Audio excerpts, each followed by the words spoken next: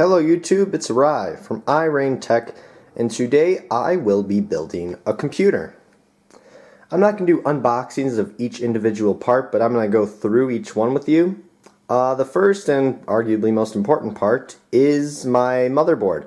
It's an MSI Z87G55. I got it for around $135 on Tiger Direct. Now if you look in the corner, it did get a little bit damaged in shipment, but I looked inside the motherboard and seemed to be alright. As for power supply, I have a Corsair CX750 modular power supply. It's 750 watts. It's pretty high end actually. It's 80 plus bronze, as you can see right there. As for RAM, I have an 8GB kit of ballistics RAM. For my CD, Blu-ray, DVD drive, I got an OEM LG one. That's why it doesn't have a package. It's OEM. As for hard drive, I have a Barracuda 1TB desktop hard drive, 7200 RPM. As for processor, I have an Intel Core i5-4670K.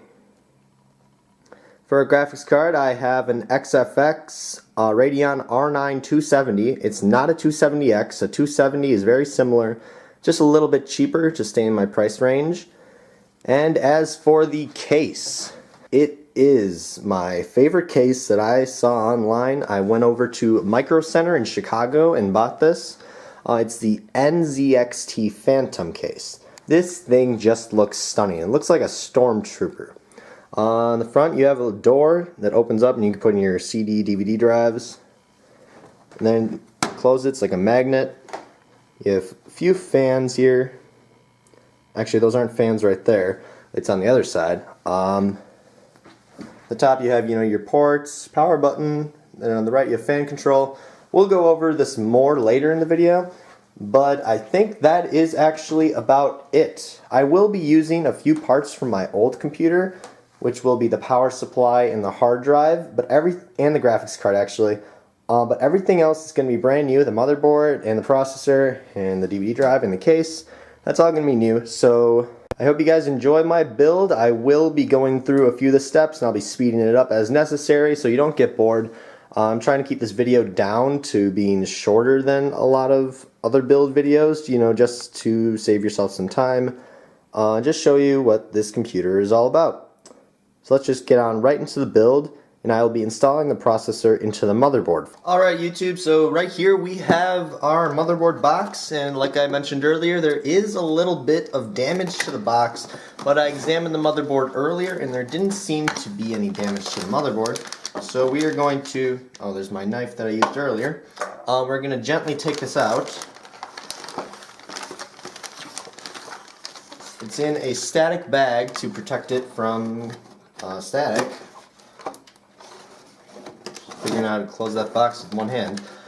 So we're going to lay this on top here for a second, and we are going to take this motherboard out of the bag, and voila, we have our MSI motherboard right here.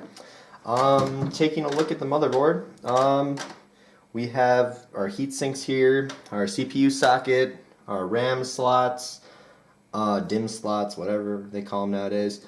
We have our power connector, 8-pin power connector, it seems. It's basically just a generic motherboard. I mean, there's nothing really too special about it. It's just a little bit more high-end than a few others. On the side we have, our I/O ports. I'm trying to get this in frame for you guys. It seems we have 2 USB ports, PS2 input.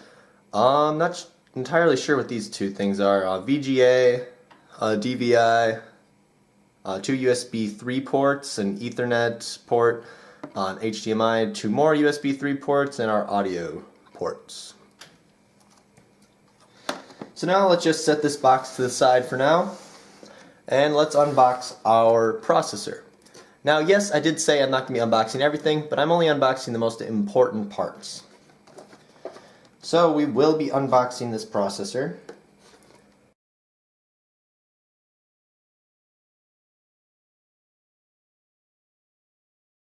There we go, now we got it. So right in here we have a little brown box. trying to show this the best as I can here, the best of my abilities. We have our cooler here, and our processor is actually on top. Let's see if I can show you that really quick. Not sure if you can read that there, but it should say Intel Core i5 4670K. So we'll just set that, and there's a little manual in here. Intel Core i5 processor. On the back it has a sticker you can affix to your computer. So we'll set this box aside. We won't need that. And right here is where our CPU and our cooler, stock cooler is.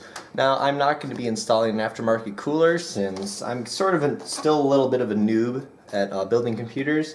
I've only built one from scratch before. I've put together parts before, but I don't think that counts. So we will be installing this now. This is a very, very, very fragile process, and you will need to be very careful, as you cannot even let the motherboard's pins or the pins that are on the bottom of the processor even touch anything. They are so fragile. So as you can see, here's the processor here, and we will be installing it into our motherboard. Alright, so as I mentioned before, this is where our CPU socket is. To open this socket, I'm going to switch this around just so you guys can see it a little bit better. Hopefully that's in frame for you. You push down on this lever, you pull it out a little bit, and then let it rise. Pull it all the way back. There is our CPU socket. Now this is the Intel Haswell LGA 1150 socket, which is compatible with this processor.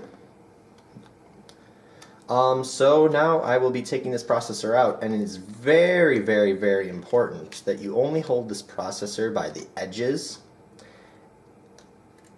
So as I am doing it right now, I'm holding only by the edges, and you're on your motherboard. You are going to have to find the part that shows the arrow. As you can see on this processor, in the upper right there is a little bit of an arrow up here.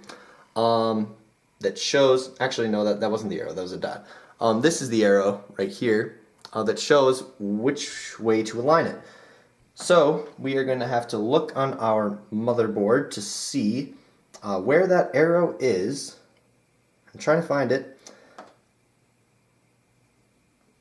It looks like it's over here. There's a little bit of a mark on the motherboard. I'm going to stand up for this process to make sure I get this 100% right.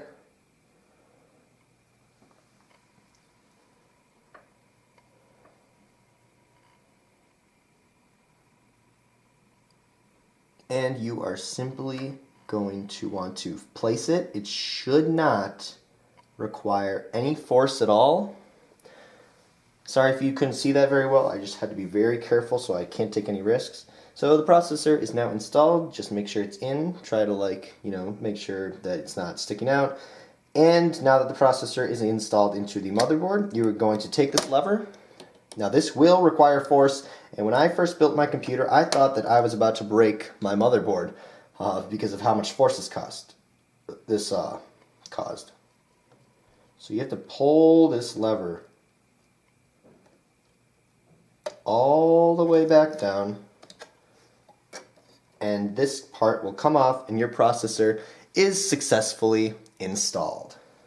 Alright, so now we are going to be installing this stock cooler. And take this little piece of plastic out of this box right here. Sorry if it's out of frame, just, trying to make it look alright. So now we are going to take this out. At the bottom you'll notice that there is a little bit of thermal paste already attached to it, so you won't need any. You're just going to take this CPU cooler out. And right here on the top it says Intel. It's just basically a stock cooler. So now there are 4 holes right here which you are going to put the bottom part of your stock cooler into. And I believe these are already in the right spots. So what you're going to do is just place it right there. Now each one, you're going to push down and get up again.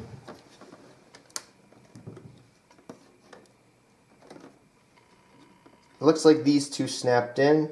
Not sure about the other two. So we will be looking at the bottom of the motherboard to make sure. And this one, so these little things right here, the black part should be flush with the clear grayish part. As you can see, the black part is a little bit not. So I will need to push these down again. And since it won't go anymore, it should be alright. Now the fan, as for the fan, the cable seems to be a little bit stuck in the fan there. You will plug this into the CPU fan socket on your motherboard. So I'm going to find that real quick. My CPU fan socket is right over here, right next to one of the heat sinks. And I'll just slide that into there.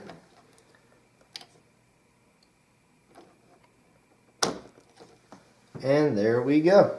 Our CPU and our stock cooler is successfully installed. The next thing we will be doing is installing our Ballistics Crucial RAM. This is arguably one of the easiest things to do when it comes to installing your computer. So right now in the background I'm just unboxing the box. Like I said before, it is a kit of two 4GB sticks. You'll need to refer to your motherboard's instructions on which ports to put it in if you only have two and you're not using all four. I'm actually going to do that right now since I'm not 100% sure. I've just consulted the motherboard's handbook and they informed me to install the RAM in the DIMM 2 and DIMM 4 slots. And actually there's a little bit of a mark on the motherboard right there. It says DIMM 1, DIMM 2, DIMM 3, and DIMM 4. Sorry, not TIM. And it says DIMM 2 and DIMM 4 first. So if you only have two sticks, install them in the DIMM 2 slots, which is this black one right here, and the DIMM 4 slot, which is this black one right here. So I will be installing the first stick now. I will be taking it out of the box. Now somehow these come out. So you just pop them out. And right here we have our first stick of RAM. This is Ballistics Crucial right there. And we will be installing this into the DIMM 2 slot. So you're going to be opening these right here. And you're just going to make sure that they align correctly with the hole. And you're just going to push firmly down. And they should close themselves if you installed it correctly. Now we're going to do the exact same thing for the other one in the DIMM 4 slot. We're going to open this and we are going to just firmly push it in and it should snap right into place. Congratulations, you've installed your RAM. Okay, so now I have attached a test monitor and my power supply to my motherboard so I can see if it boots up. This is always recommended just in case you install your motherboard into your case and the motherboard ends up to be fried or whatever. You just want to make sure there's absolutely no problems. So everyone who builds a PC generally does this test. Now in order to do this test you have to short out two little pins on your motherboard. Alright, so I found the two pins that I need to. So in order to start this motherboard, since you do not have a power button, since it's not installed in your case yet, unless your board has an onboard power button, which it actually may, you will need to get a metal object, in this case I'm using my knife, and you'll need to short out the power SW pins. There are two pins.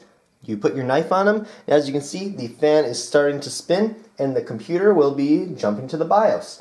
Now it says CPU or memory changed. Please enter setup to configure your system. And then, right now I don't have a keyboard, but we can see that the motherboard is working. It's not fried, the CPU is running, and the power supply. All my components, as of now, are currently running fabulously. Hey guys, thank you so much for watching part 1 of my 2014 gaming PC build.